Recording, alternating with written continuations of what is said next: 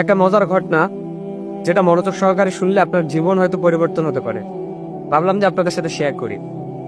রাসূল সাল্লাল্লাহু আলাইহি ওয়াসাল্লাম একদিন বাইরে থেকে আসলেন, এসে আমাদের আয়েশা সিদ্দিকা রাদিয়াল্লাহু তাআলা আনহাকে বললেন যে, আয়েশা, তুমি আজকে আমার কাছে যা চাইবা আমি তোমাকে তাই দিব। তিনি ভাবতে লাগলেন যে রাসূল সাল্লাল্লাহু আলাইহি ওয়াসাল্লামের কাছে কি চাওয়া যায়, সংক্ষেপে বলতেছি। আবার এটাও ভাবতেছেন যে আমি না জানি এমন কিছু জিনিস চেয়ে বসি, এমন কোনো কিছু কথা বলি যাতে রাসূল সাল্লাল্লাহু আলাইহি ওয়াসাল্লাম কষ্ট পায়। তিনি বললেন যে, ইয়া রাসূলুল্লাহ, আমি কি কারো হেল্প নিতে পারি? বললেন যে হ্যাঁ, নিতে পারো। আমাদের আয়েশা সিদ্দিকা রাদিয়াল্লাহু তাআলা আনহা অনুমতি নিয়ে বাবার কাছে চলে গেলেন, আবু বকর সিদ্দিক রাদিয়াল্লাহু তাআলা আনহুর কাছে গিয়ে বললেন যে রাসূল সাল্লাল্লাহু আলাইহি ওয়াসাল্লামের কাছে কি এমন জিনিস চাওয়া যায় যেটা তিনি আমাকে দিতে চান এখনই। আবু বকর সিদ্দিক রাদিয়াল্লাহু তাআলা আনহু বললেন যে, তুমি আল্লাহর হাবিব সাল্লাল্লাহু আলাইহি ওয়াসাল্লামের কাছে এমন জিনিস চাও যে তিনি মেরাজের দিনে, মেরাজের রাতে আল্লাহ পাক রব্বুল আলামিনের কাছে যাওয়া আসার মধ্যে কি এমন জিনিস আল্লাহ পাক তাকে বলছিলেন যেটা এখনো পর্যন্ত কোনো মানুষ জানে না, তিনি কাউকে বলেন নাই, গোপন একটা কথা। চলে গেলেন রাসূল সাল্লাল্লাহু আলাইহি ওয়াসাল্লামের কাছে, গিয়ে বললেন যে, ইয়া রাসূলুল্লাহ, মেরাজের রাতের এমন একটা গোপন কথা আপনি আমাকে বলেন যেটা এখন পর্যন্ত আপনি কাউকে বলেন নাই। তো রাসূল সাল্লাল্লাহু আলাইহি ওয়াসাল্লাম মুস্কি হাসলেন এবং তিনি রসিকতা করলেন একটু আয়েশা সিদ্দিকা রাদিয়াল্লাহু তাআলার সাথে, যে তিনি বললেন যে, আমি যদি গোপন কথা তোমাকেই বলে দিলাম তাহলে গোপন আর গোপন থাকলো কই? তো তিনি বলতেছেন, দেখো আয়েশা, গোপন কথা এটা যে আমি এখন পর্যন্ত কাউকে বলি নাই যে কোনো ব্যক্তি যদি দুনিয়ার মধ্যে কারো ভাঙ্গা মন, ব্যথিত হৃদয় যদি জোড়া লাগিয়ে দেয়, তো আল্লাহ পাক রব্বুল আলামিন কিয়ামতের দিন হাসরের ময়দানে তাকে বিনা হিসাবে তাকে জান্নাত দিয়ে দিবেন। সুবহানাল্লাহ। তো তিনি আবু বকর সিদ্দিক রাদিয়াল্লাহু তাআলা আনহু কিন্তু ওয়াদা নিছিলেন যে, আয়েশা, তুমি কথাটা শুনেই তুমি আমার কাছে এসে বলবা।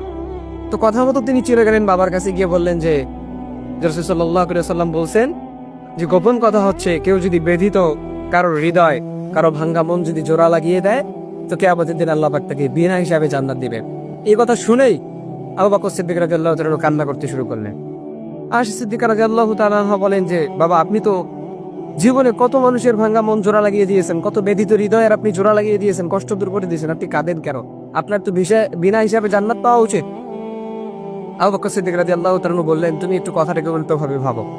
না জানি আমি নিজের অজান্তে কত মানুষের মন ভেঙে ফেলেছি, নিজের অজান্তে কোনো মানুষের হৃদয়ের মধ্যে আমি কষ্ট দিয়ে ফেলেছি। কিয়ামতের দিন যদি আমার হিসাব চান, আল্লাহ পাক যদি বিনা হিসাবে আমাকে জাহান্নাম দিয়ে দেন, তো আমার ফয়সালা আমার সেদিন কি হয়ে যাবে? আমি কি করবো সেদিন? আমার কোনো কিছুই করার থাকবে না, আমি বড় ক্ষতির মধ্যে পড়ে যাও।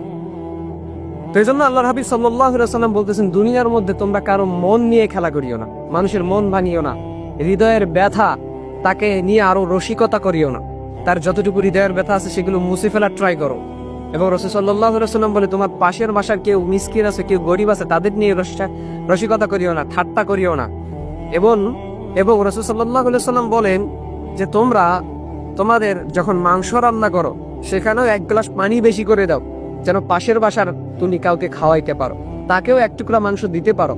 আর যদি তুমি সেটা করতে না চাও কিংবা সেটা না করো, তাহলে তুমি এমন সময় মাংস রান্না করো যে সময় তার বাচ্চা কাচ্চা সবাই ঘুমিয়ে থাকে, তারা ঘুমিয়ে থাকে, যেন তোমার মাংসের ঘ্রাণ যেন তাদের নাক পর্যন্ত না পৌঁছায়।